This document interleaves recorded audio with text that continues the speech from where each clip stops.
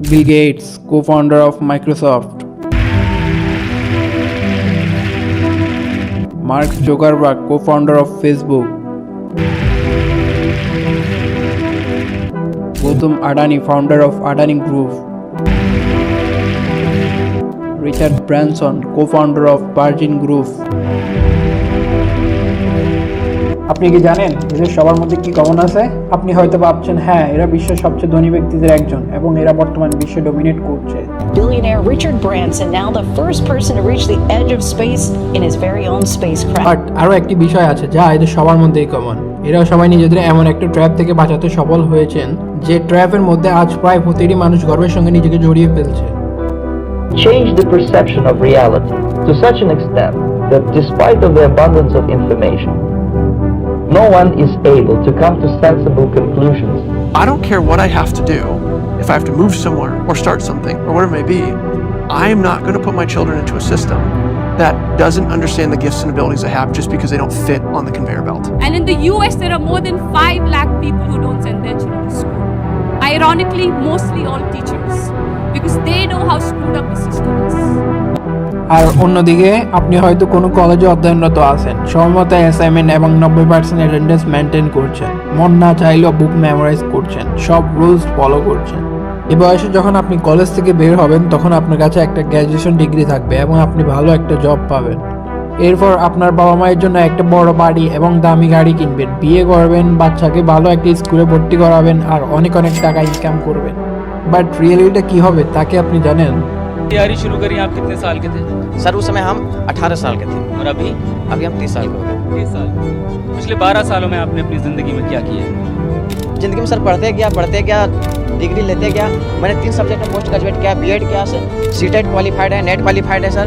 আপনি 15 বছর কঠোর পরিশ্রম করার পর ফাইনালি গ্র্যাজুয়েশন ডিগ্রি পান, বাট এখন আপনি জানতে পারছেন যে আপনি জব পাচ্ছেন না। না জানি কত শত ইন্টারভিউ দিচ্ছেন, বাট সব জায়গা থেকেই আপনাকে কোনো না কোনো কারণে রিজেক্ট করা হয় এবং লোক আপনাকে নিয়ে মজা করতে শুরু করে। देखते हैं हम लोग को बहुत हीन भावना से परिवार रिश्तेदार हम लोग ने बात नहीं करते सर, और मैं 2 साल से गाँव में भी नहीं गया अभी तक। दुख है सर, क्या बोलूँ, मैं अपने दुख और पीड़ा को किसी का सामना नहीं कर सकता हूँ सर। बहुत संघर्ष से पढ़ा हूँ, ट्यूशन पढ़ा के मैं 2012 से ट्यूशन पढ़ा के अभी तक मैं पढ़ाई किया हूँ और मैं कुछ भी हासिल नहीं कर पाया। हमारे पर फायर हो गया। আপনি মানুষের সাথে মেলামেশা করা বন্ধ করে দেন, নিজেকে ঘরের মধ্যে বন্দি করে রেখে কাঁদতে কাঁদতে শুধু একটাই প্রার্থনা করেন, গড আমাকে কোনোভাবে একটা জব ম্যানেজ করে দাও। ধীরে ধীরে আপনার সেলফ কনফিডেন্স কমতে থাকে, অবশেষে আপনি একটা চাকরি পেয়ে যান, বাট বেতন খুবই কম, তবুও আপনি বাধ্য হয়ে চাকরিটা করতে থাকেন। স্যালারি এত বেশি কম যে আপনি উপার্জন করে সেগুলো জমা করার পরও একটি বাড়ি কিনতে পারবেন না। তাই আপনি একটা হোম লোন নিয়ে নেন, যেহেতু এখন আপনার একটা বাড়ি আছে সেহেতু আপনি একটা কারও লোন নিয়ে নেন। আপনার অজান্তে আপনি নিজেকে চারদিক থেকে বন্দি করে ফেলেন।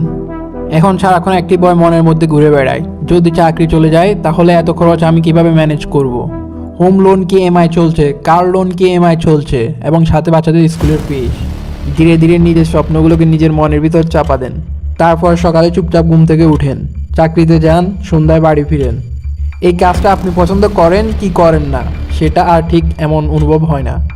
অবশেষে এমন একটা দিন আসে যখন এই জীবনটা স্বাভাবিক মনে হতে শুরু করে এবং ধীরে ধীরে কাজ করতে করতে আপনি বুড়ো হয়ে যান। আপনার মনে হয় হয়তো আপনি আনলাকি ছিলেন, তাই জীবনে বড় কিছু করতে পারেননি, যদিও পরিশ্রম আপনি প্রচুর করেছিলেন। কিন্তু সত্য কথা আসলে আরেকটা আমার বন্ধু, যেটা আজ পর্যন্ত তোমার কাছ থেকে লুকিয়ে রাখা হয়েছে। The gang of 9 got together, I think it was, and decided this is what people should learn. Physics, biology, chemistry, and this is how they should learn. It's like the newspaper industry, right?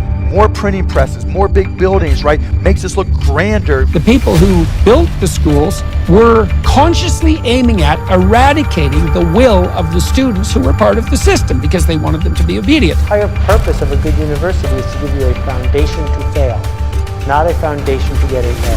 যে education ব্যবস্থাকে তুমি ছোটবেলা থেকে চোখ বন্ধ করে follow করে আসছো, সেই এডুকেশন ব্যবস্থাকে তৈরি করা হয়েছে যাতে তুমি ফেল হও। সেই এডুকেশন ব্যবস্থাকে তৈরি করা হয়েছে যাতে তুমি সারা জীবন অবিডেন্ট ফ্যাক্টরি ওয়ার্কার হিসেবে থাকো। তোমার মনে হতে পারে আমি যা খুশি তাই বলছি, but I promise you just give me a few minutes, তারপর তুমি নিজেই পুরো ট্র্যাপটা স্পষ্টভাবে বুঝতে পারবে। So are you coming with me? Dhirubhai Ambani, Virat Kohli, Aamir Khan, Narendra Modi, ये सब हमारे इस करंट एजुकेशन सिस्टम के ट्रैप में नहीं फंसे। A lot of kids just in school kind of puzzled as to why they're there.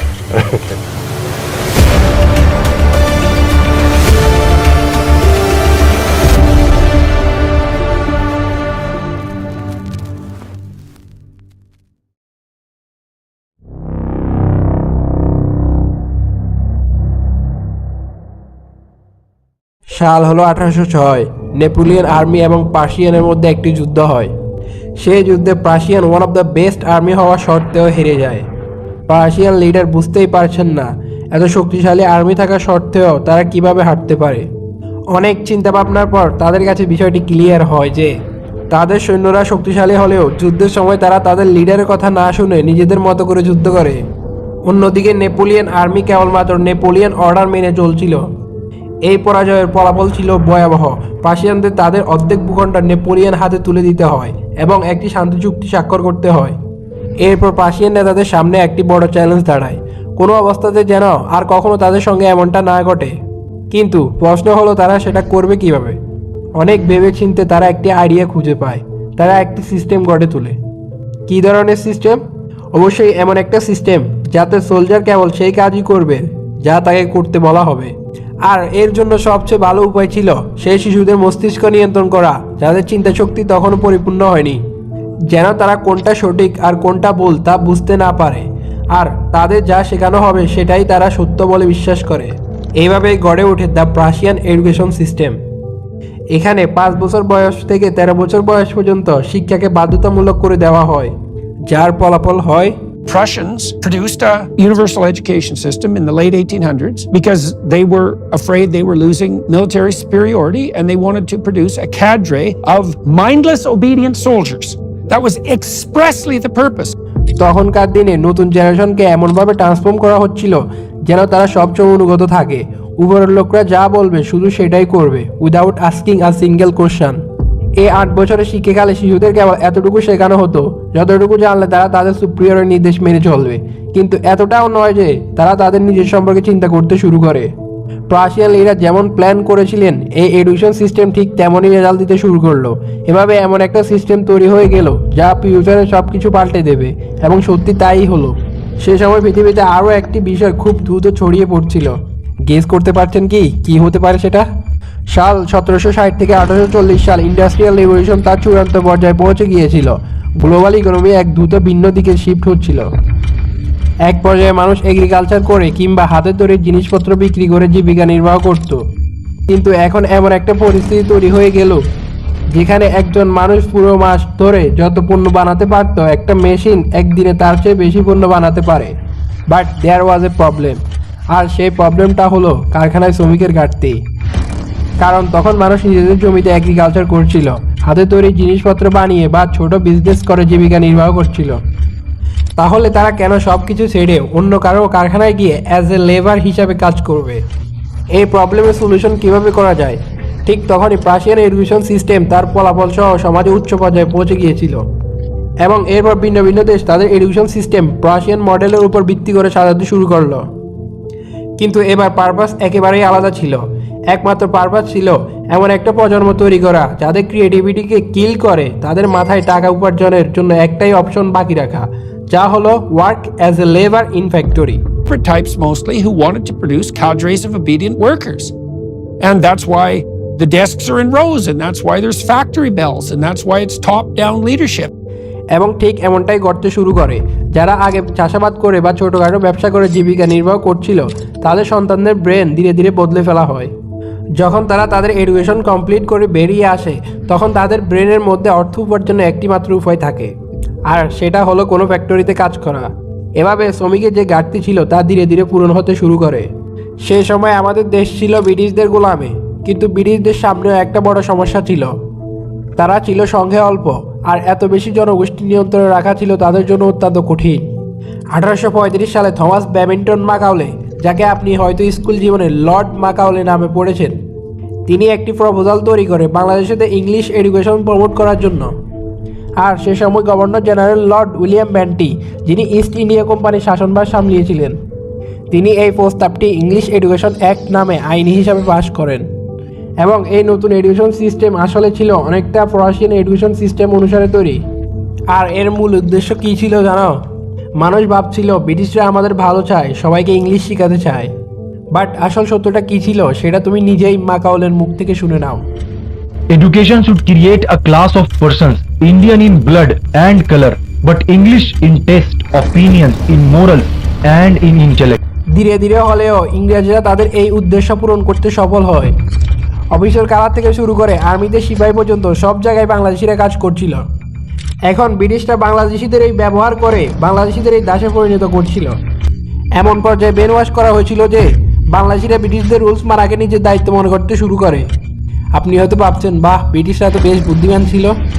দেশ স্বাধীনের ৭৬ সাল হয়ে গিয়েছে, এখন মেবি সব কিছু ঠিকঠাক হয়ে গেছে।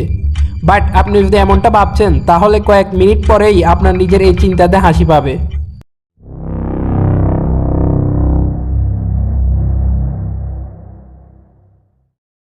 তোমার জন্মের পর থেকে কিংবা হয়তো তোমার জন্মের আগে তোমার বাবা মায়ের মনে প্রথমে যে চিন্তাটি আসে জানো সেটা কি? আমি আমার সন্তানকে একটা বড় স্কুলে পাঠাবো। আজ আমাদের দেশে স্কুল আর কলেজগুলোতে শিক্ষার জায়গা কম, বরং স্ট্যাটাস বা মানসম্মানের প্রতীক হয়ে উঠেছে। আমার ছেলে বড় স্কুলে পড়ে, আমার ছেলে ওই কলেজে পড়ে, এই কথাগুলো যেন এখন গর্বের বিষয় হয়ে গেছে। যেই মুহূর্তে তুমি কথা বলা শুরু করো তোমার বাবা মা গর্বের সাথে তোমাকে ভালো একটা স্কুলে ভর্তি করিয়ে দেন। তারপর তারা নিশ্চিন্ত হয়ে যান, ভাবেন আমার তো কাজ শেষ, আমি তো বড় স্কুলে ভর্তি করে দিয়েছি, এখন শুধু সময় মতো ফি দিলেই হবে। তুমি স্কুলে যাও একদম ফ্রেশ, কৌতূহল আর ক্রিয়েটিভিটি ভরা একটা মনের সঙ্গে, এমন এক মস্তিষ্ক নিয়ে যার কোনো সীমাবদ্ধতা নেই। একটা এমন মন যাকে যদি সঠিকভাবে গাইড করা যায় তাহলে সে অসাধারণ কিছু করতে পারবে। কিন্তু স্কুলে ঢোকার পরেই তোমার হাতে কিছু নির্দিষ্ট বিষয় বা সাবজেক্টের একটা সিলেবাস তুলে দেওয়া হয়, আর তারপরে সেই সিলেবাস তোমার গোটা পৃথিবী হয়ে যায়। সকালের পর থেকে সন্ধ্যা পর্যন্ত তুমি শুধু ওই বিষয়গুলো নিয়ে ভাবো, ওইগুলো পড়ো। আর যদি কখনো ওই সীমার বাইরে কিছু ভাবো বা শেখো তাহলে তোমার নাম্বারে প্রভাব পড়ে, শাস্তিও পেতে হয়। কিন্তু তোমার বাবা মা কি একবারও ভেবেছেন এই স্কুল কলেজ কোচিংগুলো আসলে তাদের সন্তানকে কী শেখাচ্ছেন? তাদের সন্তান কি সত্যি উজ্জ্বল ভবিষ্যতের পথে এগোচ্ছে? তাদের সন্তান যা শিখছে তা কি সত্যি তার জীবনের জন্য দরকারি? কিন্তু তারা মনে করেন তাদের সন্তানের ভবিষ্যৎ তৈরি করা হচ্ছে, তাকে একজন সফল মানুষ বানানো হচ্ছে। কিন্তু যদি তুমি একটু গভীরভাবে চিন্তা করো তাহলেই বুঝবে এই পুরো স্কুল আর কলেজ জীবনে তোমাকে এমনভাবে গড়া হচ্ছে যেন শেষে তুমি শুধু একটা জব পাও। অর্থাৎ সহজভাবে বললে কেউ যেন তোমাকে তার এখানে কাজ দেয়। हर बच्चा यही चाहता है कि मैं सरकारी जॉब में पहुंचूं, अपनी घर की अर्थव्यवस्था को सही करूं। मेन मकसद तो यही होता है हर आदमी का, क्योंकि सरकारी जॉब एक ऐसी जॉब है कि वो आदमी को मरते दम तक साथ देती है। इसीलिए हर आदमी सोचता है चाहे चपरासी भी मिल जाए लेकिन सरकारी मिल। স্কুল বা কলেজে পড়ার সময় আমাদের এমনভাবে কখনো শেখানো হয় না যে যাতে আমরা সেলফ ইন্ডিপেন্ডেন্ট হতে পারি। But why? বিকজ পুরো সিস্টেমটা আমাদের সম্পূর্ণ সেলফ ইন্ডিপেন্ডেন্ট করে তোলার জন্য তৈরি করা হয়নি। এই সিস্টেমের মূল উদ্দেশ্য ছিল ইন্ডাস্ট্রির জন্য সস্তা এবং ভালো কর্মী তৈরি করা। পুরো শিক্ষা ব্যবস্থা এমন এক দল মানুষ তৈরি করেছে যারা নিজের বসের কথা মানবে, সিনিয়রদের কথা মেনে চলবে, দিন রাত পরিশ্রম করবে শুধু মাস শেষে একটি পেচেক পাওয়ার আশায়। বাট কাজটি তার ভালো লাগে কি লাগে না তা গুরুত্বপূর্ণ নয়। लोग अपनी 25% से ज्यादा जिंदगी इस करंट एजुकेशन सिस्टम में लगा देते हैं ताकि अपने से कम पढ़े लिखे आदमी की कंपनी में जाके उसके सपने पूरे कर सके। কেউ চায় না যে তুমি সেলফ ইন্ডিপেন্ডেন্ট হও, মিলিয়নিয়ার হও। বিকজ তুমি যদি মিলিয়নিয়ার বা সেলফ ইন্ডিপেন্ডেন্ট হও তাহলে তাদের কি লাভ? যদি তুমি সেলফ ইন্ডিপেন্ডেন্ট হয়ে যাও তাহলে তুমি অর্ডার ফলো করবে না, তুমি সব কিছু নিয়ে প্রশ্ন করবে, ভুলের বিরুদ্ধে আওয়াজ তুলবে। কিন্তু তুমি এই ট্র্যাপটা কখনোই বুঝতে পারো না, কারণ যখন এই ট্র্যাপটার মধ্যে ফেলা হয় তখন বয়স খুবই কম থাকে, সঠিকভাবে ভাবা বা বোঝার ক্ষমতা থাকে না। আর যখন বয়স এমন পর্যায়ে পৌঁছেছে যে সত্যি সত্যি বুঝতে পারো ততক্ষণে অনেক দেরি হয়ে যায়। গত 15 থেকে 20 বছর ধরে এই সিস্টেম অনুসরণ করতে করতে মস্তিষ্ক এমনভাবে প্রভাবিত হয় যে এটাকে সঠিক মনে হতে থাকে, অথবা বয়স বেড়ে যায় বা দায়িত্ব এত বেড়ে যায় যে চাইলেও এই ট্র্যাপ থেকে বের হওয়া যায় না, কারণ তখন যেভাবে হোক টাকা রোজগার করতে হবে। रोजगारी की हद पार हो रही है, घर वाले भी प्रेशर डाल रहे हैं कि जॉब करो कहीं से भी पैसे लेके आओ। আর গত 20 বছর ধরে যে পরিশ্রম তুমি করে আসছো, লক্ষ লক্ষ টাকা তুমি স্কুলে দিয়েছো, লক্ষ লক্ষ টাকা তুমি কলেজে দিয়েছো, লক্ষ লক্ষ টাকা তুমি কোচিংয়ে দিয়েছো, এর বিনিময়ে শেষ পর্যন্ত তুমি কোনোভাবে 30 থেকে 40 হাজার টাকা চাকরির আশায় লেগে পড়ো। কিন্তু বাস্তব অবস্থা কি জানো? বছর ব্যবধানেই দেশে স্নাতক পাশ বেকারের সংখ্যা বেড়েছে লাখেরও বেশি। বিবিএসের শ্রম জরিপ অনুযায়ী 2023 সালে বিশ্ববিদ্যালয়, কলেজ ও মাদ্রাসা পড়ুয়া এসব গ্র্যাজুয়েট যোগ দিতে পারেনি কোনো চাকরিতে।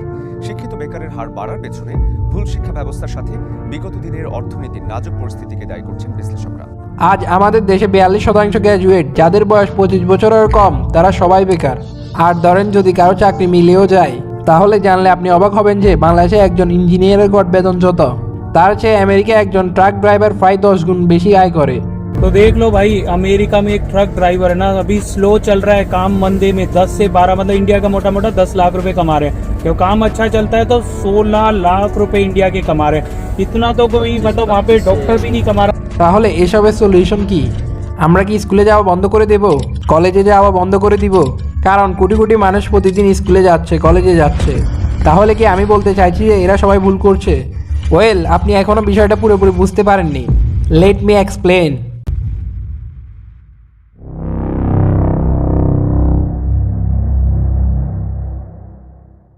কোনো একটা জিনিসকে এত বেশি প্রমোট করা হয় যে সেটা একটা নতুন জীবনধারা হয়ে যায়, আর মানুষ কোনো প্রশ্ন না করে চুপচাপ সেটা অনুসরণ করতে থাকে। আজ আমাদের শুধু একটাই সিম্পল কোশ্চেন করার দরকার, হু created this education system and why? এই দুই প্রশ্নের উত্তর আপনি ইতিমধ্যে পেয়ে গেছেন। যখন এই সিস্টেমটা তৈরি করা হয়েছিল তখন এই পৃথিবীতে বিলিয়ন বিলিয়ন শ্রমিকের প্রয়োজন ছিল, বাট আজকে সলিউশন কি? পড়াশোনা শেষ কিন্তু বেকার বসে আছেন। সম্প্রতি একটা জরিপ বলছে যে জাতীয় বিশ্ববিদ্যালয়ের অধীনে পাশ করা গ্রাজুয়েট বা পোস্ট গ্রাজুয়েটদের মধ্যে 66% হচ্ছে বেকার, অর্থাৎ প্রায় 3 ভাগের 2 ভাগ। এবং এর মাঝে 34% সব মিলে অন্যান্য দিকে আছে, চাকরি এবং অন্যান্য দিকে।